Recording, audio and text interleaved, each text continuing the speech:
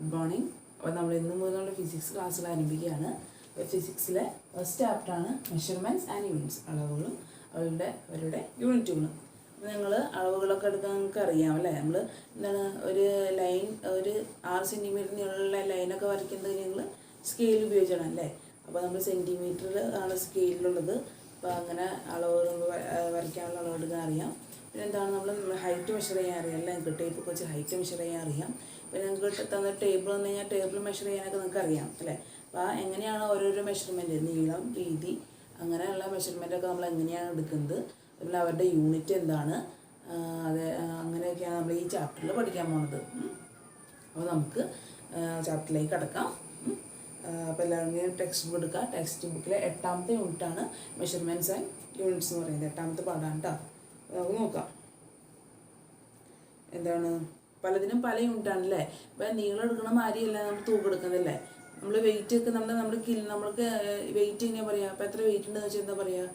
50 kilo, 60 kilo എന്നാണ് പറയല്ലേ, കിലോഗ്രാമിൽ പറയുന്നത്. നീളം ചോദിച്ചു കഴിഞ്ഞാൽ നമ്മൾ കിലോഗ്രാമിലാണോ പറയുക? അല്ല, നീളം ചോദിച്ചു കഴിഞ്ഞാൽ നമ്മളൊരു മീറ്റർ അല്ലെങ്കിൽ സെൻറ്റിമീറ്റർ അതിലൊക്കെ പറയണല്ലേ. അപ്പോൾ ഓരോ അളവുകൾക്കും അവരുടേതായ യൂണിറ്റുകളുണ്ട്. അതിനെക്കുറിച്ചൊക്കെയാണ് നമ്മൾ ഈ പാഠത്തിൽ പഠിക്കാൻ പോകുന്നത്. നമ്മൾ പാഠത്തിലേക്ക് പോകുന്ന കൂടുതൽ കാര്യങ്ങൾ മനസ്സിലാവും. നമുക്ക് എല്ലാവരും ടെക്സ്റ്റ് ബുക്ക് എടുക്കുക, 8ാമത്തെ യൂണിറ്റ് എടുക്കുക, നമുക്ക് നോക്കാം. ഫസ്റ്റ് തന്നെ കുറച്ച് കുട്ടികൾ ഒരു നോട്ടീസ് വായിക്കേണ്ട ഫിഗർ നമുക്ക് തന്നിട്ടുണ്ടല്ലേ. എന്താണ് പറഞ്ഞിട്ടുള്ളത്? പൊക്കം 1.50 മീറ്ററിന് കൂടുതലുള്ളവരും വെയിറ്റ് 48 കിലോനും മേലുള്ളവരും എന്താണ് NCCക്ക് അപ്ലൈ ചെയ്യാമെന്നാണ് പറയുന്നത്. അപ്പോൾ അവർ നോക്കുകയാണെങ്കിൽ എങ്ങനെ അവരുടെ ഹൈറ്റും വെയിറ്റും ചെക്ക് ചെയ്യാൻ പോകുന്ന കാര്യമൊക്കെയാണ് ഇവിടെ പറയുന്നത്. ജസ്റ്റ് ഇൻട്രൊഡക്ഷനായിട്ട് പറയുന്നതാണ് മെഷർമെൻറ്റ് ആൻഡ് യൂണിറ്റിൽ. പിന്നെ എന്ത് ചെയ്യുക, നമ്മൾ കാര്യത്തിൽ കിടക്കാണ്. ഫസ്റ്റ് പഠിക്കാൻ പോകുന്നത് ലെങ്ത്തിനെ കുറിച്ചാണ്. ലെങ്ത്ത് അല്ലെങ്കിൽ നീളം, അങ്ങനെയാണ് നമ്മൾ. അപ്പോൾ നിങ്ങളുടെ ഒരു ആക്ടിവിറ്റി പറഞ്ഞിട്ടുണ്ട് അല്ലേ? ആക്ടിവിറ്റി എന്താണെന്ന് നോക്കാം. നിങ്ങളുടെ ഇപ്പോൾ ക്ലാസ് റൂമൊന്നും ഇല്ലാത്തതുകൊണ്ട് നിങ്ങളുടെ വീട്ടിൽ തന്നെ ഒരു മേശ നിങ്ങളുടെ പെൻസിൽ ഉപയോഗിച്ച് അളക്കുക. പെൻസിലിനറിയാലോ നിങ്ങൾക്ക്, നിങ്ങളെല്ലാവരും പെൻസിലുണ്ട്. അപ്പോൾ ആ പെൻസിൽ വെച്ചിട്ട് എന്തോരം ഉണ്ട് നിങ്ങളുടെ മേശ ആണെന്ന് നിങ്ങളൊന്ന് അളന്ന് നോക്കുക. അതായത് നമുക്ക് അവസാനം എന്ത് കിട്ടും? അവസാനം നിങ്ങൾക്ക് ഇത്ര എന്ന് കിട്ടും അല്ലേ? ഇപ്പോൾ 5 പെൻസിലിന് 5 പെൻസിലിൻ്റെ നീളം, ഈ 6 പെൻസിൽ നീളം, ഈ 6.5 പെൻസിൽ നീളം അല്ലേ? നിങ്ങൾ വേറൊരു പെൻസിൽ വെച്ചിട്ട്, ഇപ്പോൾ നമ്മൾ വലിയ പെൻസിൽ വെച്ചിട്ടാണ് അളന്നല്ലേ, ഞാൻ ചെറിയൊരു പെൻസിൽ വെച്ചിട്ട് അളന്ന് നോക്കുക. സെയിം മേശ തന്നെ.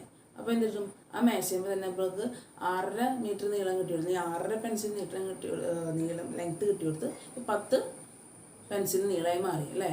അപ്പോൾ അവിടെ തന്നെ ലെങ്ത്തിൽ വ്യത്യാസം വന്നു. സെയിം മേശയാണ് നമ്മൾ അളന്നത് അല്ലേ? പക്ഷെ പെൻസിൽ വ്യത്യാസം വന്നപ്പോൾ അളവിനും വ്യത്യാസം വന്നു അല്ലേ? അതുപോലെ ഇപ്പം നിങ്ങൾ പലരും ഉപയോഗിക്കുന്നത് പല പെൻസിലായിരിക്കും അല്ലേ? അപ്പോൾ ഒരു കുട്ടി അളക്കണ അളവായിരിക്കില്ല വേറൊരു കുട്ടിക്ക് കിട്ടുക. കാരണം എന്താ, നിൻ്റെ പെൻസിലുകളുടെ നീളങ്ങൾ വ്യത്യാസം ഉണ്ടാവും. അതുകൊണ്ട് അവരുടെ അളവുകൾ തമ്മിലും വ്യത്യാസം വരും. അപ്പോൾ ഫസ്റ്റ് ടേബിൾ അതാണ്. എന്താണ്, നിങ്ങൾ പലവരും നിങ്ങളുടെ ടേബിൾ മെഷർ ചെയ്യാമെന്നാണ് ഫസ്റ്റ് ആക്ടിവിറ്റി പറഞ്ഞത്. അപ്പോൾ അതിനകത്തോടെ നിങ്ങൾ നിങ്ങളുടെ മേശ മെഷർ ചെയ്തിട്ട് നിങ്ങളുടെ മേശയുടെ നീളം, എത്ര പെൻസിൽ നീളമാണ് നിങ്ങളുടെ മേശയ്ക്കുന്ന നിങ്ങൾ ആ ടേബിളിൽ എഴുതി വയ്ക്കുക. കാരണം ടേബിൾ പറഞ്ഞത് എന്തായിരിക്കും? കമ്പയർ ദോസ് ഓഫ് അതേഴ്സ് എന്നാണ്. മറ്റു കുട്ടികളായിട്ട് കമ്പയർ ചെയ്യുമ്പോൾ നിങ്ങൾക്ക് സെയിം മെഷർമെൻ്റ് ആയിരിക്കും കിട്ടുക. അല്ല, സെയിം മെഷർമെൻ്റ് അല്ല കിട്ടുക അല്ലേ? കാരണം എന്താ, പല കുട്ടികളും എടുക്കുന്നത് പെൻസിലിൻ്റെ നീളം പലതാണ്. അതുകൊണ്ട് തന്നെ മേശയുടെ ഇപ്പോൾ സെയിം മേശയാണെങ്കിൽ പോലും പല ലെങ്ത്തിലുള്ള പെൻസിലുകൊണ്ട് അളക്കണമെന്നുണ്ടെങ്കിൽ പല മെഷർമെൻ്റ് ആയിരിക്കും കിട്ടുക. കാരണം നമ്മൾ പെൻസിൽ ഉപയോഗിക്കുന്ന പെൻസിൽ ഡിഫറെൻ്റ് ആണല്ലോ. അതുകൊണ്ടാണ് ആ പല മെഷർമെൻറ്റ് കിട്ടാനുള്ള കാരണം. അപ്പോൾ അതൊക്കെ ഭാരമാണല്ലേ? ഒരു മേശേനെ പലരും അളക്കുമ്പോൾ പല അളവ്. അപ്പോൾ ഏത് അളവ് നമ്മൾ നല്ലതായിട്ട് എടുക്കുക, ഏത് അളവായിരിക്കും കറക്റ്റ്, ഒക്കെ കൺഫ്യൂഷൻ ഉണ്ടാവില്ലേ? അപ്പോൾ അതിനെയൊക്കെ മാറ്റാൻ വേണ്ടിയിട്ടാണ് നമ്മൾ യൂണിറ്റുകളൊക്കെ കണ്ടുപിടിക്കാൻ തുടങ്ങിയത്. എന്താണെന്ന് നമുക്ക് നോക്കാം.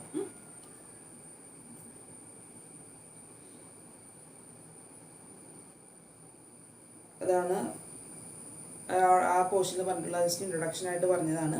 ഇനി എന്താണ്, പഴയ കാലത്തല്ലേ, പഴയ കാലത്തൊക്കെ ഈ സെൻറ്റിമീറ്റർ മീറ്റർ ഒന്നും ഉണ്ടായില്ല. പഴയ ഓൾഡൻ ടൈംസിൽ, കുറച്ച് നൂറ്റാണ്ടുകൾ മുമ്പ് അവിടെയൊക്കെ പറഞ്ഞതാണ് മുഴം, ഭാരം. അപ്പോൾ നമ്മൾ മുല്ലപ്പൂവൊക്കെ മേടിക്കുമ്പോൾ മുഴം കണക്കാണ് പറയുക അല്ലേ? ഇത്ര മുഴം മുല്ലപ്പൂ, 2 മുഴം മുല്ലപ്പൂ, 3 മുഴം മുല്ലപ്പൂ എന്നൊക്കെ പറയാറ്. ഇതുപോലെ നമ്മൾ രണ്ട് കൃഷി നടന്നത് നിങ്ങൾക്ക് അറിയാം അല്ലേ, പയറൊക്കെ നടന്നത് നിങ്ങൾ കണ്ടിട്ടുണ്ടാവും. പയറൊക്കെ നടുമ്പോൾ എങ്ങനെയാണ് വാരത്തിലാണ് നടന്നത് അല്ലേ, അപ്പോൾ 2 വാരം 3 വാരം അങ്ങനെ. പിന്നെ കോല്, നമ്മൾ കിണറൊക്കെ കുത്തുമ്പോൾ ഏത് കണക്കിലാണ് പറയുക, കിണറൊക്കെ കുത്തുമ്പോൾ കിണറിൻ്റെ ആഴം നമ്മൾ കോലിൻ്റെ കണക്കിലാണ് പറയുന്നത് അല്ലേ. കിണറിന് എന്തോ ഒരു ആഴുണ്ടെന്ന് നോക്കുമ്പോൾ നമ്മൾ 10 കോല് 4 കോല് 5 കോല് അങ്ങനെയാണ് പറയാം അല്ലേ. പിന്നെ സമയം നോക്കിക്കൊണ്ടിരുന്നത് പണ്ട് കാലത്ത് ക്ലോക്കൊന്നും ഉണ്ടായില്ല അല്ലേ. അപ്പോൾ മനുഷ്യനെ സമയം നോക്കിക്കൊണ്ടിരുന്നത് സൂര്യൻ്റെ വെയിൽ ഷാഡോ അനുസരിച്ച്. അത് മുമ്പ് പഠിച്ചിട്ടുണ്ട്. അപ്പോൾ പണ്ട് കാലത്ത് ഈ യൂണിറ്റ്സ് ഒന്നും ഉണ്ടായില്ല. അപ്പോൾ അതിന് എന്താണ് ഈ യൂണിറ്റ്സൊക്കെയാണ് യൂസ് ചെയ്യുന്നത്. മുഴം, വാരം അതൊക്കെയാണ് യൂസ് ചെയ്തിട്ടിരുന്നത്. അപ്പോൾ നമ്മൾ ഈ പ്രദേശത്ത്, നമ്മുടെ പ്രദേശത്ത് മുഴം വാരം എന്നൊക്കെ പറയും. അപ്പോൾ വേറെ സ്ഥലത്ത് പോയി കഴിഞ്ഞാൽ അവരോട് മുഴം വാരം എന്നൊക്കെ പറഞ്ഞു കഴിഞ്ഞാൽ അവർക്ക് അറിയാൻ പറ്റില്ല ഈ മുഴം വാരം എന്താണ്. അങ്ങനെയും ഒരു പ്രശ്നം ഈ മെഷർമെൻറ്റ് സിസ്റ്റത്തിന് ഉണ്ടായിരുന്നു. കാരണം യൂണിഫൈഡ് അല്ല, ഇവിടെയുള്ള സിസ്റ്റം അല്ല വേറൊരു സ്ഥലത്തുള്ള സിസ്റ്റം. അപ്പോൾ നമ്മൾ ഇവിടെയുള്ള സിസ്റ്റത്തിനനുസരിച്ച് വേറൊരു സ്ഥലത്ത് പോയി ചോദിച്ചു കഴിഞ്ഞാൽ അവർക്കത് അറിയില്ല. അവിടെ അവർ ഉപയോഗിക്കുന്നത് വേറൊരു സിസ്റ്റമാണ്. അപ്പോൾ ഇതിനൊക്കെ ഒന്ന് യൂണിഫൈ ചെയ്യണ്ടേ. അല്ലെങ്കിൽ നമ്മളൊരു സ്ഥലത്ത് സാധനം മേടിച്ചിട്ട് വേറെ സ്ഥലത്ത് നമുക്ക് സാധനം മേടിക്കാൻ പറ്റില്ലല്ലേ. അപ്പോൾ അതിനൊക്കെ ഒന്ന് യൂണിഫൈ ചെയ്യുന്ന ഏകീകൃതമാക്കാൻ നമ്മൾ യൂണിറ്റ്സ് ഒക്കെ കണ്ടുപിടിച്ച് ഇപ്പോൾ എന്താണ് നമ്മൾ നോക്കാൻ പോകുന്നത്. ഒരു മുഴം എന്ന് പറയുന്നത് മുഴം എന്ന് പറഞ്ഞു അല്ലേ. മുഴം എന്ന് പറഞ്ഞു. ആ മുഴം എന്ന് പറയുന്നത് എന്താ, ഒരു കൈയുടെ നീളമാണ്. അപ്പോൾ നമ്മളൊരു കടയിൽ ചെന്നിട്ട് ഒരു മുഴം മുല്ലപ്പൂ ചേട്ടാന്ന് പറയുകയാണ്. അപ്പോൾ ആ ചേട്ടൻ്റെ കൈയുടെ നീളത്തിനനുസരിച്ച് നമുക്ക് മുല്ലപ്പൂ വരല്ലേ. നമ്മൾ വേറൊരു കടയിൽ ചെന്നിട്ട് ആ ചേട്ടനോട് പറയുകയാണ് ആ ചേട്ടൻ്റെ അടുത്ത് മുല്ലപ്പൂ. അപ്പോൾ ആ ചേട്ടൻ്റെ കൈയുടെ നീളം അനുസരിച്ചാണ് നിങ്ങൾക്ക് മുല്ലപ്പൂ വരിക. അപ്പോൾ രണ്ടിനും മുല്ലപ്പൂവിൻ്റെ ലെങ്ത്തിൽ തമ്മിൽ വ്യത്യാസം കാണില്ലേ? കാണും, മിക്കവാറും കാണും. കാരണം എന്താ, ആ മനുഷ്യന്മാരുടെ കൈക്ക് ഇതിൻ്റെ നീളത്തിന് വ്യത്യാസം കാണുമല്ലോ. ഒരു കടയിൽ വലിയ ചേട്ടനാണെന്നുണ്ടെങ്കിൽ ആ ചേട്ടൻ്റെ കൈക്ക് നല്ല നീട്ടം കാണും. ഒരു ചേട്ടൻ്റെ കടയിലെ ചേട്ടൻ കുഞ്ഞു ചേട്ടനാണെന്നുണ്ടെങ്കിൽ ആ ചേട്ടൻ്റെ കയ്യിലേക്ക് കുറച്ചതിൻ്റെ നീട്ടം കുറവായിരിക്കും. അപ്പോൾ തന്നെ അവിടെ ഡിഫറൻസ് വന്നു. അപ്പോൾ ആൾക്കാർക്ക് അതൊക്കെ ബുദ്ധിമുട്ടായി. ഇപ്പോൾ ആരും ആ കുഞ്ഞു ചേട്ടൻ്റെ അടുത്ത് മേടിക്കാൻ പോകില്ല, എല്ലാവരും വലിയ ചേട്ടൻ്റെ അടുത്തേ മേടിക്കാൻ പോകും. അവിടെ മേടിച്ച് നമുക്ക് കൂടുതൽ സാധനം കിട്ടുമല്ലോ. അപ്പം അങ്ങനെയൊക്കെ ആ ബുദ്ധിമുട്ടുകളൊക്കെ മാറ്റാൻ വേണ്ടിയിട്ടാണ് നമ്മൾ എന്ത് തുടങ്ങിയത്, നമ്മൾ ഈ യൂണിറ്റ്സും മെഷർമെൻറ്റ്സും ഒക്കെ പ്രോപ്പറാക്കി യൂണിഫൈഡ് ആക്കി തുടങ്ങിയത്. അപ്പോൾ എന്താണെന്ന് നമുക്ക് നോക്കാം. ആ ഡിഫിക്കൽട്ടീസ് ആണ് ചോദിച്ചിട്ടുള്ളത് ആണല്ലേ. Write down the difficulties that arise due to the use of different scale in different parts of world. ലോകത്തിൻ്റെ പല ഭാഗത്ത് പല രീതിയിലുള്ള മെഷർമെൻറ്റ് സിസ്റ്റം ഉപയോഗിക്കുന്നതിനുള്ള ഡിഫിക്കൽട്ടീസ് എന്താണെന്നാണ് ആ പോയിന്റ് കൊടുത്തിട്ടില്ലേ. ആ 2 പോയിന്റ് ചോദിച്ചിട്ടുണ്ട്. ഫസ്റ്റ് എന്താ പറയുന്നത്, ആക്യുറസി കനോട്ട് ബി എൻഷുർഡ് അല്ലേ. ഒരു സ്ഥിരത ഉണ്ടാവില്ലല്ലേ. ഞാൻ പറഞ്ഞപ്പോൾ 2 ചേട്ടന്മാരുടെ കടയിൽ നിന്ന് സെയിം ഐറ്റം തന്നെ 2 കടയിൽ നിന്ന് മേടിക്കുമ്പോൾ 2 നീളത്തിൽ കിട്ടി. അപ്പോൾ ഇതിന് അക്യുറസി ഇല്ല അല്ലേ. അതുകൊണ്ടാണ് അതൊരു ബുദ്ധിമുട്ട്. പിന്നെ വേറെ ബുദ്ധിമുട്ട് എന്താ, ഒരു പ്രദേശത്ത് ഉപയോഗിക്കുന്ന മെഷർമെൻറ്റ്സ് ആയിരിക്കില്ല വേറൊരു പ്രദേശത്ത് ഉപയോഗിക്കുക.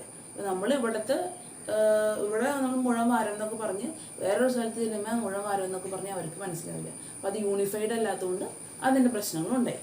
അപ്പോൾ നമുക്ക് നോക്കാം ഈ പ്രശ്നമൊക്കെ നമ്മൾ എങ്ങനെ സോൾവ് ചെയ്തതെന്ന് നോക്കാം അല്ലേ. അപ്പോൾ ഇപ്പോൾ ഈ കാലത്ത് നമുക്ക് ആ പ്രശ്നമുണ്ടോ? ഇല്ല. ഇപ്പോൾ ഞാൻ ഇവിടെ നിന്ന് പറയാണ് എനിക്കൊരു മീറ്റർ റിബൺ വേണമെന്ന് പറഞ്ഞു. ഈ ഇവിടുത്തെ കടച്ചെന്ന് പറഞ്ഞു എനിക്കൊരു മീറ്റർ റിബൺ വേണമെന്ന് പറഞ്ഞു. അതിപ്പോൾ ഞാൻ ഡൽഹിയിലോ ആഗ്രയിലോ അത് എവിടെ ചെന്ന് പറഞ്ഞാലും എന്ത് തന്നെ പറഞ്ഞാൽ മതി, 1 മീറ്റർ റിബൺ തന്നെ പറഞ്ഞാൽ മതി അല്ലേ.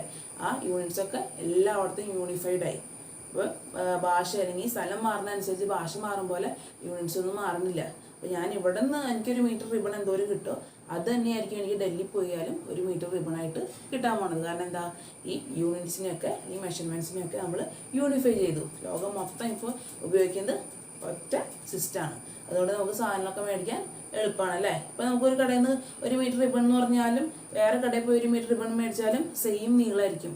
കാരണം എന്താ, മീറ്റർ എന്നായിരിക്കും മെഷർമെൻറ്റിന് ഒരു യൂണിറ്റ് വന്നു. അതുകൊണ്ട് എല്ലായിടത്തും നമുക്ക് കിട്ടുന്നത് അക്യുറസി കറക്റ്റ് ആയിരിക്കും. അങ്ങനെ ഒരു സ്ഥിരത നമുക്ക് എൻഷുർ ചെയ്യാൻ പറ്റും. അപ്പോൾ നമുക്ക് അതിൻ്റെ കാര്യങ്ങളിലേക്കാണ് കിടക്കാൻ പോകുന്നത്. നീളത്തിൻ്റെ കാര്യമല്ലേ പറഞ്ഞേ. അപ്പോൾ നീളം നമ്മൾ എങ്ങനെയാണ് നമ്മൾ അളക്കുന്നതെന്ന് നമുക്ക് നോക്കാം.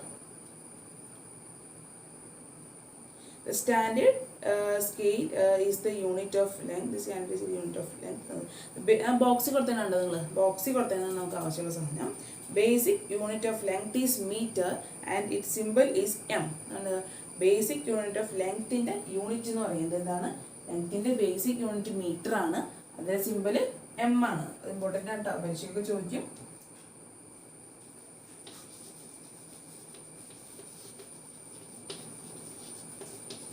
Basic unit of length is meter. Denote ചെയ്യുന്നത് തന്നെയാണ് എം വെച്ചിട്ടാണ് ഡിനോട്ട് ചെയ്യുന്നത്. ബേസിക് യൂണിറ്റ് ഓഫ് ലെങ്ത് എന്ന് പറയുന്നത് മീറ്ററാണ്. അപ്പോൾ മീറ്ററിൻ്റെ ബേസിക് യൂണിറ്റ് ലെങ്ത്തിൻ്റെ നീളം അല്ല, നമ്മൾ നീളത്തിലൊക്കെ പറയുന്നത് മീറ്ററല്ലേ. ഇപ്പം നമുക്ക് കടിച്ച് തന്നിട്ട് കുറച്ച് തുണി മുറിച്ച് മേടിക്കണം എന്ന് വെക്കുന്നത്, ക്ലോത്ത് മുറിച്ച് മേടിക്കാൻ നമ്മൾ എന്താ പറയുക, 5 മീറ്റർ 6 മീറ്റർ അങ്ങനെയൊക്കെയല്ലേ പറയാം നമ്മൾ. അല്ലെങ്കിൽ എന്ത് അതിന് മീറ്റർ കണക്കിലാണ്. നീളത്തിൻ്റെ ബേസിക് യൂണിറ്റ് എന്താക്കി മാറ്റി, മീറ്റർ ആക്കി മാറ്റി. ആ മീറ്ററിന് പകരം നമ്മൾ ചിലപ്പോൾ 6M എന്ന് കണ്ടിട്ടുണ്ടല്ലേ ഞങ്ങൾ, 5M അതൊക്കെ എന്താണ്, ആ M എന്ന് പറയുന്നതാണ് മീറ്ററാണ്. അപ്പോൾ 6M എന്ന് പറഞ്ഞു കഴിഞ്ഞാൽ അർത്ഥം 6 മീറ്റർ, 5M എന്ന് പറഞ്ഞു കഴിഞ്ഞാൽ 5 മീറ്റർ. എപ്പോഴും നമ്മൾ മീറ്ററിൻ്റെ എഴുതണമെന്നില്ല, അതിന് പകരം M ഇട്ടാലും മതി. ഇതാണ് സിമ്പിൾ നമ്മൾ M എന്ന് പറഞ്ഞത്. നമ്മൾ ലെങ്ത്തിൻ്റെ കാര്യം പഠിച്ചു. ഇനി നമുക്ക് നോക്കാം സ്മോളർ യൂണിറ്റ്സ് ഓഫ് ലെങ്ത് അല്ലേ. ഇനി ഈ ലെങ്ത്തിൻ്റെ സ്മോളർ യൂണിറ്റ്സിനെ കുറിച്ച് പഠിക്കാൻ പോകുന്നത്. നിങ്ങളൊരു മീറ്റർ സ്കെയിൽ എടുക്കുക, നിങ്ങളുടെ ഉണ്ടാവും മീറ്റർ സ്കെയിൽ എടുത്തു.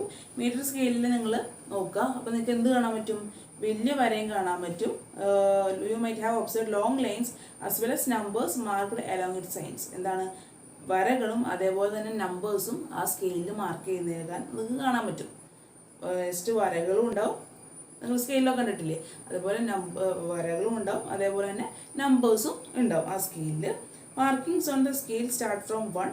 എന്താണ് മാർക്കിങ്, നമ്മൾ എല്ലാവർക്കും അറിയാം സ്കെയിലിലെ മാർക്കിങ് എപ്പോൾ സ്റ്റാർട്ട് ചെയ്യണേ, 1 തുടങ്ങിയാൽ 1 marking on the scale. Metre സ്കെയിലാണല്ലോ കുറിച്ചു, ഒരു മീറ്റർ സ്കെയിലിനെ 100 ഭാഗമാക്കി, ഈക്വൽ ആയിട്ടുള്ള 100 ഭാഗമാക്കി. അപ്പോൾ ആ ഒരു ഭാഗം എത്ര എഴുതുന്ന ചോദ്യം എത്രയായിരിക്കും, ഒരു ഭാഗം എന്ന് പറയുന്നത് നിങ്ങൾക്ക് എല്ലാവർക്കും അറിയാം, ഒരു ഭാഗം എന്ന് പറയുന്നത് 1 സെൻറ്റിമീറ്റർ ആയിരിക്കും അല്ലേ. നോക്കാം, കൊടുത്തിട്ടുണ്ട്, വായിച്ചു നോക്കാം. A meter scale is divided into 100 equal parts. The length of each part is 1 centimeter. അതങ്ങനെ വന്നേന്ന് ഞാൻ പറഞ്ഞുതരാം. മീറ്ററും സെൻറ്റിമീറ്ററും എങ്ങനെ വന്നേന്ന് നമുക്ക് നോക്കാം. പിന്നെ ജസ്റ്റ് വായിക്കാം. A meter scale is divided into 100 equal parts. The length of each part is 1 centimeter. This is useful in measuring a length which is less than 1 meter. അല്ലേ, നമ്മൾ മീറ്റർ സ്കെയിലിൽ പ്രത്യേകത പറഞ്ഞു. മീറ്റർ സ്കെയിലിൽ എന്താണ് നമ്മൾ അളക്കുക, മീറ്ററാണ് അളക്കുക അല്ലേ. അപ്പോൾ ഒരു മീറ്ററിനേക്കാൾ ചെറിയ അളവുകൾ നമ്മൾ എങ്ങനെ അളക്കുക, മീറ്റർ സ്കെയിൽ മീറ്റേഴ്സാണ് അളക്കുക. ഒരു മീറ്ററിനേക്കാൾ ചെറിയ ഒരു സാധനം നമുക്ക് അളക്കണം. അപ്പോൾ അതിന് നമ്മൾ എന്ത് ഉപയോഗിക്കും, മീറ്ററിനേക്കാൾ താഴ്ന്ന യൂണിറ്റാണ് സെൻറ്റിമീറ്റർ. മീറ്ററിനേക്കാൾ താഴ്ന്ന യൂണിറ്റാണ് സെൻറ്റിമീറ്റർ. ഒരു സെൻറ്റിമീറ്റർ മീറ്റർ തമ്മിലുള്ള ബന്ധം പറഞ്ഞുതരാം. ഒരു മീറ്റർ എന്ന് പറയുന്നത് 100 സെൻറ്റിമീറ്ററാണ്. ഒരു മീറ്റർ എന്ന് പറയുന്നത് 100 സെൻറ്റിമീറ്റർ. അപ്പോൾ എന്തായിരിക്കും, അപ്പോൾ 1 മീറ്ററുള്ള മീറ്റർ സ്കെയില് 100 ഭാഗമാക്കി മുറിക്കുകയാണെന്നുണ്ടെങ്കിൽ അതിൽ ഒരു ഭാഗം എത്രയായിരിക്കും എന്നാണ് നമ്മളോട് ചോദിച്ച ചോദ്യം. ഒരു മീറ്റർ നീളമുള്ള സ്കെയില് 100 പാർട്സാക്കി നമ്മൾ മുറിച്ചു. അപ്പോൾ അതിൽ ഒരു പാർട്ട് എത്രയായിരിക്കും, ഈ ഒരു മീറ്റർ നമ്മൾ 100 ഭാഗമായിട്ട് മുറിച്ചു. അപ്പോൾ അതിൽ ഒരു ഭാഗം എന്ന് പറയുന്നത് എന്താണ്, ഒരു ഭാഗം എന്ന് പറയുന്നത് 1 സെൻറ്റിമീറ്ററാണ്. കാരണം എന്താ, അങ്ങനെ 100 ഭാഗമാക്കി 100 ഈക്വൽ പാർട്സാക്കി മുറിച്ചു എന്നല്ല പറയാം. അപ്പോൾ ഒരു മീറ്റർ എന്ന് പറയുന്നത് 100 സെൻറ്റിമീറ്ററിന് ഈക്വലാണ് അല്ലേ. അപ്പം ആ മീറ്റർ സ്കെയിലിൽ നമ്മൾ 100 ഭാഗമാക്കി മുറിച്ച് കഴിഞ്ഞാൽ അതിൽ ഒരു ഭാഗം എന്ന് പറയുന്നത് 1 സെൻറ്റിമീറ്റർ ആയിരിക്കും. അപ്പോൾ അങ്ങനെ 1 സെൻറ്റിമീറ്റർ വെച്ചിട്ടുണ്ട്. അപ്പോൾ 1 സെൻറ്റിമീറ്റർ യൂസ് ചെയ്ത് നമുക്ക് മീറ്ററിനേക്കാൾ ചെറിയ അളവുകൾ സുഖമായിട്ട് അളക്കാൻ പറ്റും. നമുക്ക് താഴേക്ക് പോകുന്നതും കൂടുതൽ കാര്യങ്ങൾ പറയുന്നുണ്ട്, എന്താണെന്ന് നോക്കാം. നിങ്ങൾക്ക് സ്കെയിലിൻ്റെ ഫിഗർ കൊടുത്തിട്ടുണ്ട് അല്ലേ, എല്ലാവരും ടെക്സ്റ്റ് ബുക്കിൽ കാണാൻ പറ്റും. സ്കെയിലിൻ്റെ ഫിഗർ ഉണ്ട്, അത് നോക്കുക. എന്താണ്, observe the figure showing A part of A scale. അത് സ്കെയിലിൻ്റെ ഒരു പാർട്ടാണ് തന്നിട്ടുണ്ട്. Now you know the length between 2 long lines is 1 centimetre. നിങ്ങൾക്ക് എല്ലാവർക്കും അറിയാവുന്ന കാര്യം തന്നെയാണ്. എന്താണ്, സ്കെയിലിൽ 2 വലിയ വരകളുടെ ഇടയിലുള്ള നീളം എന്ന് പറയുന്നത് 1 സെൻറ്റിമീറ്റർ ആണ്. ഇപ്പോൾ ആ വലിയ വരയിൽ 1, 2 നിങ്ങൾ കണ്ടിട്ടില്ലേ, ആ 1, 2 അതെന്താണ്, അതിൽ തമ്മിലുള്ള നീളം ലെങ്ത് എത്രയാണ്, 1 സെൻറ്റിമീറ്റർ. അതുപോലെ തന്നെ 2ഉം 3ഉം തമ്മിലുള്ള ഗ്യാപ്പ് 1 സെൻറ്റിമീറ്റർ, 3ഉം 4ഉം 1 സെൻറ്റിമീറ്റർ. എല്ലാവരും സെയിം ആയിരിക്കും. 5ഉം 6ഉം 1 സെൻറ്റിമീറ്റർ ആണ്, 6ഉം 7ഉം 1 സെൻറ്റിമീറ്റർ ആണ്, അതേപോലെ തന്നെ 7ഉം 8ഉം. അപ്പം എല്ലാത്തിൻ്റെയും എന്താണ് ലെങ്ത്ത്, ആ 2 വലിയ വരകൾ തമ്മിലുള്ള നീളം എന്ന് പറയുന്നത് 1 സെൻറ്റിമീറ്റർ ആണ്. Observe the short lines in between 2 successive long lines അല്ലേ. ആ വലിയ 2 വരകൾക്കിടയിൽ ചെറിയ കുഞ്ഞു കുഞ്ഞു വരകൾ നിങ്ങൾക്ക് കാണാൻ പറ്റുന്നില്ലേ.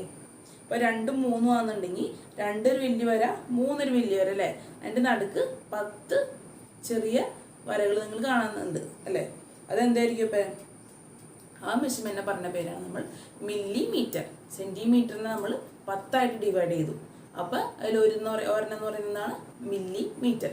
അപ്പോൾ മില്ലിമീറ്ററും സെൻറ്റിമീറ്ററും തമ്മിലൊരു ബന്ധം കണ്ടുപിടിച്ചു അല്ലേ. അപ്പോൾ എന്താണ് മില്ലിമീറ്റർ സെൻറ്റിമീറ്റർ തമ്മിലുള്ള ബന്ധം? ഒരു സെൻറ്റിമീറ്റർ എന്ന് പറയുന്നത് 10 മില്ലിമീറ്ററാണ്. കാരണം നോക്കി, ആ 2ൻ്റെയും 3ൻ്റെയും സ്കെയിൽ തന്നെ നോക്കാം അല്ലേ, അല്ലെങ്കിൽ ഫിഗറിൽ തന്നെ നോക്കാം. ആ 2ൻ്റെയും 3ൻ്റെയും വലിയ വരകൾക്കിടയിൽ നിങ്ങൾക്ക് എത്ര ചെറിയ വരകൾ കാണാൻ പറ്റുന്നുണ്ട്? 10 ചെറിയ വരകൾ കാണാൻ പറ്റുന്നുണ്ട് അല്ലേ. 5ാമത്തെ വര കുറച്ചുകൂടി നീട്ടുള്ളതായിരിക്കും. അത് പകുതി ഡിനോട്ട് ചെയ്യാൻ വേണ്ടിയിട്ട് സ്കെയിലിൽ കാണിക്കുന്നതാണ്. പക്ഷെ 2ൻ്റെയും 3ൻ്റെയും ഇടയിൽ നമുക്ക് 10 കുഞ്ഞു വരകൾ കാണാം. ആ 10 വരകൾ എന്തായിരിക്കും? അതിൽ ഓരോ വര എന്ന് പറയുന്നത് ഓരോ മില്ലിമീറ്ററാണ്. ആ 10 ചെറിയ വരകളുണ്ട്. അപ്പോൾ 1 സെൻറ്റിമീറ്റർ നമ്മൾ 10 മില്ലിമീറ്റർ ആയിട്ടാണ് ഡിവൈഡ് ചെയ്തിരിക്കുന്നത്. അപ്പോൾ അതെന്തിനാണ് അങ്ങനെ ഒരു കുഞ്ഞ് ഡിവിഷൻ നമുക്ക് വരാൻ കാരണം? സെൻറ്റിമീറ്ററിനേക്കാളും ചെറിയ അളവുകൾ നമുക്ക് അളക്കണം അല്ലേ. അപ്പം മീറ്ററിനേക്കാളും ചെറിയ അളവുകൾ അളക്കാൻ വേണ്ടിയിട്ട് നമ്മൾ സെൻറ്റിമീറ്റർ ഉണ്ടെന്ന് പറഞ്ഞു. ഈ സെൻറ്റിമീറ്ററിനേക്കാളും ചെറിയ അളവുകൾ കണ്ടുപിടിക്കാനായിട്ട് നമുക്ക് എന്ത് ഉപയോഗിക്കാം? മില്ലിമീറ്റർ ഉപയോഗിക്കാം. അപ്പോൾ ഉണ്ടാവും എത്രയും ചെറിയ അളവുകൾ നമുക്ക് ഈ യൂണിറ്റ്സ് അല്ലെങ്കിൽ സ്കെയിൽ വെച്ചിട്ട് കണ്ടുപിടിക്കാൻ പറ്റും. അതാണ് ഇതിൻ്റെ പ്രത്യേകത. അപ്പോൾ നമുക്ക് വേറെ കാര്യം കൂടി നോക്കാം. കണ്ടോ, അവരവിടെ റിലേഷൻ പറഞ്ഞിട്ടുണ്ട്. റിലേഷൻഷിപ്പ് നോക്കി, 1 metre is equal to 100 centimetre, 1 centimetre is equal to 10 millimetre. അതൊന്ന് ഓർത്താൽ മതി. 1 മീറ്റർ സ്കെയിൽ എന്ന് പറയുന്നത് 100 സെൻറ്റിമീറ്ററിന് തുല്യമാണ്. അപ്പോൾ 1 മീറ്റർ സ്കെയില് 100 ഭാഗമാക്കി മുറിച്ചു. അതിൽ ഒരു ഭാഗത്തിൻ്റെ അളവ് എത്രയാണ്? 1 മീറ്റർ സ്കെയിലിൽ 100 തുല്യ ഭാഗമായിട്ട് മുറിച്ചിട്ട് ഒരു പീസിൻ്റെ നീളം എത്രയായിരിക്കും? ഇതിന് സുഖമായിട്ട് പറയാൻ പറ്റും. ഒരു പീസിൻ്റെ നീളം എന്ന് പറയുന്നത് 1 സെൻറ്റിമീറ്റർ ആണല്ലേ. അപ്പം മീറ്ററും സെൻറ്റിമീറ്ററും തമ്മിൽ ബന്ധമുണ്ട്. അപ്പം എങ്ങനെയാണ് ബന്ധം വരാം? 1 metre is equal to 100 centimetre. 1 metre എന്ന് പറയുന്നത് 100 സെൻറ്റിമീറ്ററിന് തുല്യമാണ്. 1 metre is equal to 100 centimetre. ഇപ്പോൾ 2 മീറ്റർ എന്ന് പറയുന്നത് എന്തായിരിക്കും? 1 മീറ്റർ 100 സെൻറ്റിമീറ്ററിന് തുല്യമാണെന്നുണ്ടെങ്കിൽ 2 മീറ്റർ എന്ന് പറയുന്നത് എത്രയായിരിക്കും? 2 × 100 എത്രയാണ്? 200 സെൻറ്റിമീറ്റർ. 2 മീറ്റർ എന്ന് പറയുന്നത് 200 സെൻറ്റിമീറ്റർ ആയിരിക്കും.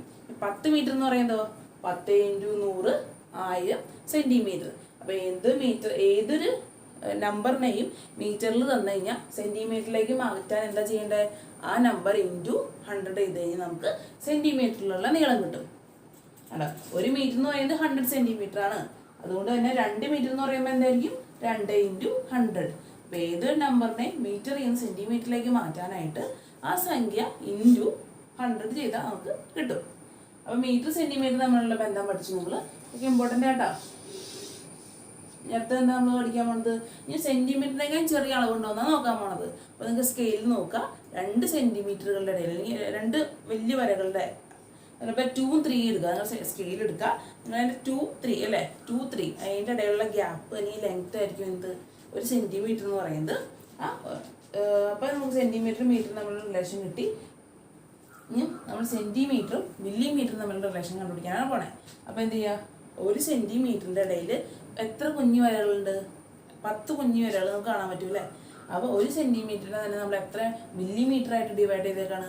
1 സെൻറ്റിമീറ്റർ നമ്മൾ 10 മില്ലിമീറ്റർ ആയിട്ട് ഡിവൈഡ് ചെയ്തേക്കാണ്. അത് സ്കെയിൽ നോക്കി കറക്റ്റായിട്ട് കാണാൻ പറ്റും. നിങ്ങളുടെ പേരെല്ലാവരുടെയും സ്കെയിൽ ഉണ്ടാവും. ജസ്റ്റ് നിങ്ങൾ നോക്കിയിട്ട് പഠിക്കുക കേട്ടോ. അപ്പോൾ 1 മീറ്റർ എന്ന് പറയുന്നത് 100 സെൻറ്റിമീറ്റർ. 1 സെൻറ്റിമീറ്റർ എന്ന് പറയുന്നത് 100 മില്ലിമീറ്റർ അല്ല, തെറ്റരുത്. 1 centimetre is equal to 10 millimetre. ഇതാണ് നമ്മൾ യൂണിറ്റിൻ്റെ ലെങ്ത്തിൻ്റെ യൂണിറ്റിൽ മെയിനായിട്ട് പറയണത്. ലെങ്ത്തിൻ്റെ ബേസിക് യൂണിറ്റ് എന്താണെന്ന് പറഞ്ഞു? ലെങ്ത്തിൻ്റെ ബേസിക് യൂണിറ്റ് മീറ്റർ ആണെന്ന് പറഞ്ഞു. നമ്മളതിനെ എം എന്ന അക്ഷരം വെച്ച്, എം എന്ന ലെറ്റർ വെച്ചിട്ട് ഡിനോട്ട് ചെയ്യുന്നു. ഇനി എന്താണ്? 1 മീറ്റർ എന്ന് പറഞ്ഞാൽ 100 സെൻറ്റിമീറ്ററിന് തുല്യമാണ്. ഇനി 1 സെൻറ്റിമീറ്റർ എന്ന് പറഞ്ഞു കഴിഞ്ഞാൽ 10 മില്ലിമീറ്ററിന് തുല്യമാണ്. അപ്പോൾ ഏത് ചെറിയ അളവ് വരെ അളക്കാൻ നമുക്ക് സ്കെയിൽ വെച്ച് സാധിക്കും. മീറ്റർ തുടങ്ങി മില്ലിമീറ്റർ വരെ അളക്കാൻ നമുക്ക് ഈ സ്കെയിൽ വെച്ചിട്ട്, ലെങ്ത്തിൻ്റെ സ്കെയിൽ വെച്ചിട്ട് സാധിക്കും. അപ്പോൾ അടുത്ത സെക്ഷനിലേക്ക് പോകണം. അടുത്ത സെക്ഷൻ എന്ന് പറയുന്നതാണ് തിക്നെസ് ഓഫ് എ പേപ്പർ. ഒരു പേപ്പറിൻ്റെ തിക്നെസ് അതെങ്ങനെ നമ്മൾ മെഷർ ചെയ്യുന്ന നോക്കാൻ പോകുന്നത്. അപ്പോൾ നിങ്ങൾക്ക് സംശയം ഉണ്ടാവില്ലേ, ഒരു പേപ്പറിൻ്റെ തിക്നെസ് എന്ന് പറഞ്ഞാൽ വളരെ ചെറുതല്ലേ. തിക്നെസ് എന്ന് പറഞ്ഞാൽ നമുക്കറിയാലോ, കട്ടി. ആ കട്ടിയാണ് നമ്മൾ അളക്കാൻ പോകുന്നത്. അപ്പോൾ ഒരു പേപ്പറിൻ്റെ തിക്നെസ് നമുക്ക് എങ്ങനെ എടുക്കാം? അത് മില്ലിമീറ്ററിനേക്കാളും ചെറുതാണല്ലേ. അപ്പോൾ തിക്നെസ് നമുക്ക് സ്കെയിൽ വെച്ച് നേരിട്ട് കണ്ടുള്ള ഒരു പേപ്പറിൻ്റെ തിക്നെസ് കണ്ടുപിടിക്കാൻ അസാധ്യമാണ്. അപ്പോൾ നമുക്ക് കുറച്ച് പണി ചെയ്യാം. എന്താ പണി നോക്കാം. Make 100 sheets of paper and pile it up to make a bundle. എന്ത് ചെയ്യുക, ഒരു ഷീറ്റിൻ്റെ തിക്നെസ് കണ്ടുപിടിക്കാൻ നിങ്ങൾക്ക് ഒറ്റ ഷീറ്റായിട്ട് നമുക്ക് കണ്ടുപിടിക്കാൻ ബുദ്ധിമുട്ടുള്ളതുകൊണ്ട് തന്നെ ഒരു 100 ഷീറ്റ് പേപ്പർ എടുക്കുക. നമ്മൾ 100 ഷീറ്റ് പേപ്പർ ഒന്നിനും ഇത് ഒന്നായിട്ട് നമ്മൾ ഒരു ബണ്ടിലാക്കി വയ്ക്കുക, ഒരു കെട്ട് ആക്കി വയ്ക്കുക. എന്നിട്ട് എന്താ പറഞ്ഞിട്ടുള്ളത്, measure the height of the bundle using A scale. അപ്പോൾ ഒരു 100 പേപ്പർ ആകുമ്പോൾ കുറച്ച് പൊക്കം ഉണ്ടാവുമല്ലോ, ആ പേപ്പറിൻ്റെ ഇപ്പോൾ 100 ഷീറ്റ്സ് ഉള്ള ബണ്ടിലിൻ്റെ ഹൈറ്റ് ഉയരം നിങ്ങൾ സ്കെയിൽ വെച്ചിട്ട് അളക്കുക.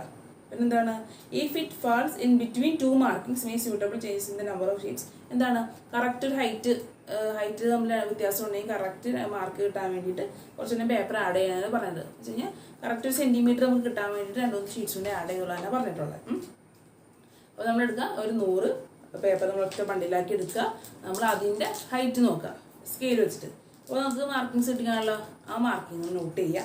എന്നിട്ട് അപ്പോൾ എന്ത് ചെയ്യുക, അപ്പോൾ നമുക്ക് 100 ഷീറ്റ്സിൻ്റെ പൊക്കമല്ല കണ്ടുപിടിക്കേണ്ടത്, ഒരു ഷീറ്റിൻ്റെ പൊക്കമാണ് കണ്ടുപിടിക്കേണ്ടത്. ഒരു ഷീറ്റിൻ്റെ പൊക്കം കണ്ടുപിടിക്കാൻ, അല്ലെങ്കിൽ തിക്നെസ്, പൊക്കമല്ല തിക്നെസ് കണ്ടുപിടിക്കാൻ ഭാരമായതുകൊണ്ട് നമ്മൾ എന്ത് ചെയ്യുക, 100 ഷീറ്റ്സ് ഒരുമിച്ച് എടുത്തിട്ട് അതൊരു ബണ്ടിലാക്കി വെച്ചു. എന്നിട്ട് ആ ബണ്ടിലിൻ്റെ ഹൈറ്റ്, ആ ബണ്ടിലിൻ്റെ ഉയരം, ആ കെട്ടിൻ്റെ ഉയരം നമ്മൾ സ്കെയിൽ വെച്ച് മെഷർ ചെയ്തു. നമുക്ക് ഒരു ഷീറ്റിൻ്റെ തിക്നെസ് കണ്ടുപിടിക്കാം. അപ്പോൾ നമുക്കിപ്പോൾ എന്താ അറിയാം, ഇപ്പോൾ 100 ഷീറ്റ്സിൻ്റെ ഉയരം നമുക്കറിയാം അല്ലേ, 100 ഷീറ്റ്സിൻ്റെ ഉയരം അല്ലെങ്കിൽ ഹൈറ്റ് നമ്മൾ കണ്ടുപിടിച്ചു. അതിൽ നമ്മൾ ഒരു ഷീറ്റിൻ്റെ തിക്നെസ് എങ്ങനെ കണ്ടുപിടിക്കും? നിങ്ങൾക്ക് എന്തെങ്കിലും ഐഡിയ ഒന്നുണ്ടോ?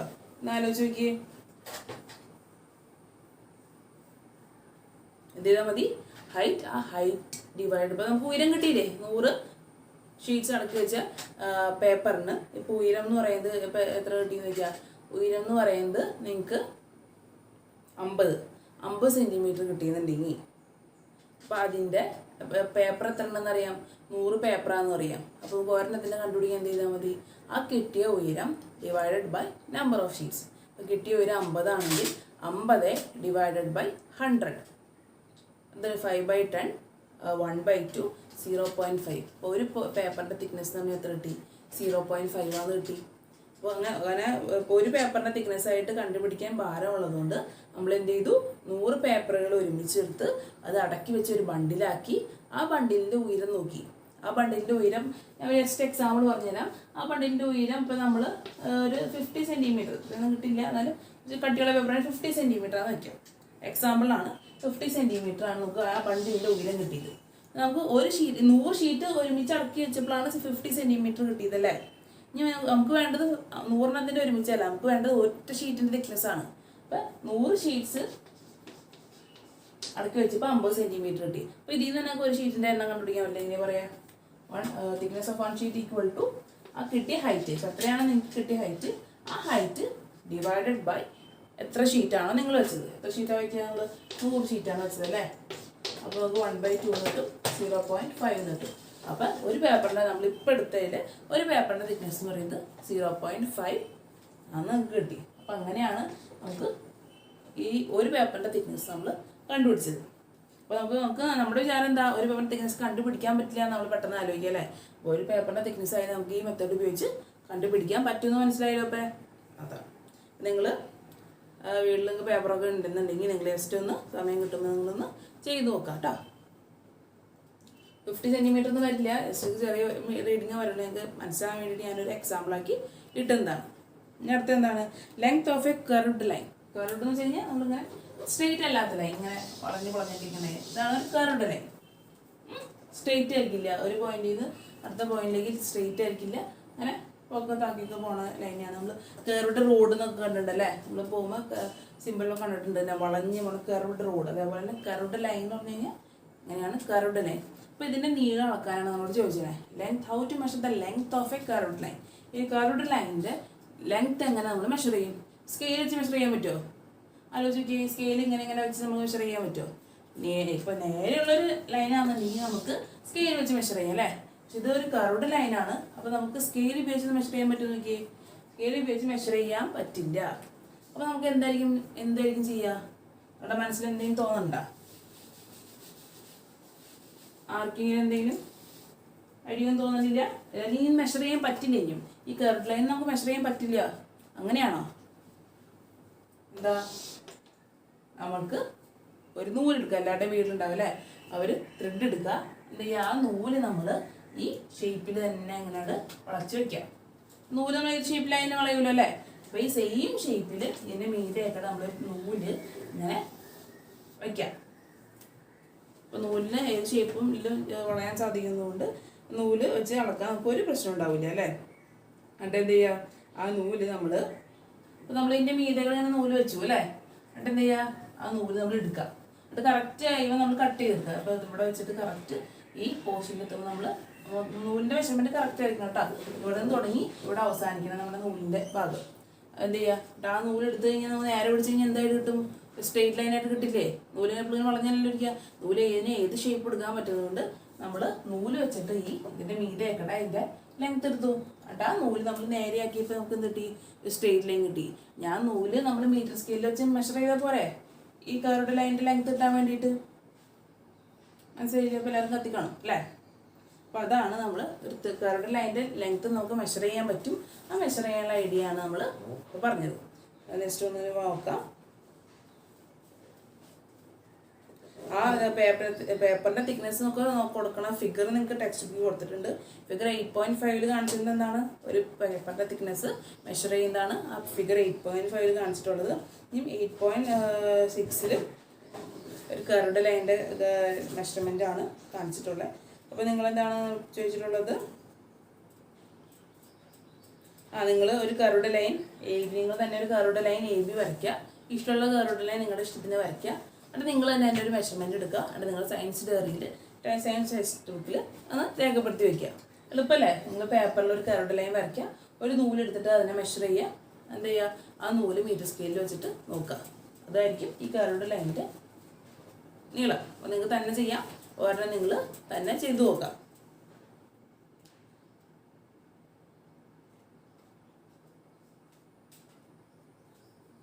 ഫിഗർ 8.7 കർവ്ഡ് ലൈൻ തന്നിട്ടുണ്ട്. അപ്പോൾ നിങ്ങളുടെ ലൈനിൻ്റെ ലെങ്ത് അപ്പോൾ നിങ്ങൾക്ക് ഇതിൽ ടെക്സ്റ്റ് ബുക്കിൽ നിന്ന് കണ്ടുപിടിക്കാൻ പാടുള്ളതുകൊണ്ട് ടെക്സ്റ്റ് ബുക്കിൽ തന്നെ വെച്ച് നോക്കണവർക്ക് ടെക്സ്റ്റ് ബുക്കിൽ തന്നെ ഒരു ത്രെഡ് വെച്ച് എൻ്റെ മീതെ നോക്കാം. നിങ്ങൾ വരച്ച് നോക്കാൻ വരച്ച് നോക്കുക. ഇഷ്ടമുള്ള ലെങ്ത് ഇത് വരച്ച് നോക്കുക. അത് ആ ഡയറിയിലേക്ക് ഈ ടെക്സ്റ്റ് ബുക്കിൽ എഴുതാം. അപ്പോൾ നമ്മൾ ഇന്ന് ഇത്രയും പഠിക്കാം. ബാക്കി പോർഷൻസ് നമുക്ക് നാളെ പഠിക്കാം. അപ്പോൾ നമ്മൾ ഇന്ന് പഠിച്ചത് എന്താണ്, ഇന്ന് പഠിച്ചത് നമ്മൾ എന്നിട്ട് നമ്മുടെ ചാപ്റ്ററിലേക്ക് കടന്നു. നമ്മൾ ഫസ്റ്റ് ചാപ്റ്ററാണ് ഫിസിക്സിൽ ഫസ്റ്റ് ചാപ്റ്റർ. ടെക്സ്റ്റ് ബുക്കിലെ 8th chapter measurements and units. മെഷർമെൻറ്റും അവരുടെ യൂണിറ്റുകളും അവരുടെ അളവുകളൊക്കെയാണ് നമ്മൾ പഠിക്കുന്നത്. അളവുകളും അവരുടെ യൂണിറ്റുകളും. ഫസ്റ്റ് പഠിച്ചത് നമ്മൾ എന്താണ്, ഫസ്റ്റ് പഠിച്ചത് നമ്മൾ ഏത് യൂണിറ്റാണ്, ലെങ്ത്തിൻ്റെ കാര്യമാണ് പഠിച്ചല്ലേ. അപ്പം ലെങ്ത് നീളം. അപ്പോൾ നമുക്ക് എല്ലാവർക്കും അറിയാം. അപ്പോൾ നീളം അളക്കാനൊക്കെ അറിയാം. സ്കെയില്, മീറ്റർ സ്കെയില്, ടേപ്പൊക്കെ വെച്ചത് എല്ലാവരും അളന്നിട്ടുള്ള സംഭവം തന്നെയാണ് നീളം. അതുതന്നെ ബേസിക് യൂണിറ്റ്, ലെങ്ത്തിൻ്റെ ബേസിക് യൂണിറ്റ് എന്താണെന്ന് പഠിച്ചു. Basic unit of length is metre. മീറ്ററാണ് ഒരു ലെങ്ത്തിൻ്റെ ബേസിക് യൂണിറ്റ്. അതിന് ഡിനോട്ട് ചെയ്യുന്നത് ഈ ലെറ്റർ വെച്ചിട്ടാണ്, M എന്ന ലെറ്റർ വെച്ചിട്ടാണ് അതിനെ ഡിനോട്ട് ചെയ്യുന്നത്. സിമ്പിൾ എന്ന് പറയുന്നത് M ആണ്. M. പിന്നെ എന്താണ് പഠിച്ചത് നമ്മൾ, ഒരു മീറ്റർ സ്കെയിലിൽ നമുക്ക് എത്ര സെൻറ്റിമീറ്റർ ഡിവൈഡ് ചെയ്യാം. 1 meter is equal to 100 centimetre അല്ലേ. ഒരു മീറ്റർ എന്ന് പറയുന്നത് 100 സെൻറ്റിമീറ്ററിന് തുല്യമാണ്. ഇനിയിപ്പോൾ സെൻറ്റിമീറ്ററിനേക്കാളും ചെറിയ റീഡിങ്സ് ഉണ്ടോ, റീഡിങ്സ് പോസിബിൾ ആണോ? അതെ. എന്താണ് സെൻറ്റിമീറ്ററിനേക്കാളും ചെറിയ റീഡിങ് ഏതാണ്, മില്ലിമീറ്റർ. നിങ്ങളുടെ സ്കെയിൽ തന്നെ നോക്കി നിങ്ങൾക്ക് അറിയാൻ പറ്റും. ഒരു സെൻറ്റിമീറ്റർ എന്ന് പറയുന്നത് 10 മില്ലിമീറ്ററാണ്. അപ്പം 1 മീറ്റർ എന്ന് പറയുന്നത് 100 സെൻറ്റിമീറ്റർ. ഇനി 1 സെൻറ്റിമീറ്റർ എന്ന് പറയുന്നത് 10 മില്ലിമീറ്റർ. അപ്പം മെഷർമെൻറ്റുകൾ നിങ്ങൾ നോട്ട്ബുക്കിലേക്ക് കറക്റ്റായിട്ട് എഴുതി വെക്കണം. ആ റിലേഷൻസ് നമുക്ക് ആവശ്യമുണ്ട്, അത് മറക്കരുത്. പിന്നെ നമ്മൾ പഠിച്ചത് എന്താണ്, തിക്നെസ് ഓഫ് എ പേപ്പർ. ഒരു പേപ്പറിൻ്റെ തിക്നെസ് എങ്ങനെ കണ്ടുപിടിക്കാം. ഒരു പേപ്പറിൻ്റെ തിക്നെസ് കണ്ടുപിടിക്കാൻ ഭാരമായതുകൊണ്ട് 100 പേപ്പർ നമ്മൾ ഒരുമിച്ചെടുത്ത് അതിൻ്റെ ഹൈറ്റ് മെഷർ ചെയ്യുക. എന്നിട്ട് ആ height divided by number of sheets കണ്ടുപിടിച്ച് കഴിഞ്ഞാൽ നമുക്ക് ഒരു പേപ്പറിൻ്റെ തിക്നെസ് കിട്ടും അല്ലേ. അതേപോലെ തന്നെ ഒരു കർവ്ഡ് ലൈനിൻ്റെ ലെങ്ത് എങ്ങനെ കണ്ടുപിടിക്കാം പറഞ്ഞു. അതിൻ്റെ മീതെ നൂലെടുത്ത് മെഷർ ചെയ്യുക. ആ നൂല് നമ്മൾ മീറ്ററിലോട്ട് വയ്ക്കുമ്പോൾ നമുക്ക് എത്ര മീറ്ററാണ് ഈ കർവ്ഡ് ലൈൻ, ഇനി എന്തോരമാണ് ഈ കർവ്ഡ് ലൈൻ നമ്മൾ കണ്ടുപിടിക്കാമെന്ന് പഠിച്ചു അല്ലേ. ഇത്രയും കാര്യങ്ങൾ നിങ്ങൾ ടെക്സ്റ്റ് ബുക്ക് വായിക്കുക, അതിൽ നോട്ട്സ് എഴുതുക, സംശയം ഉണ്ടെങ്കിൽ ചോദിക്കുക. ബാക്കിയുള്ള കാര്യങ്ങൾ നമുക്ക് അടുത്ത ക്ലാസ്സിൽ എടുക്കാം.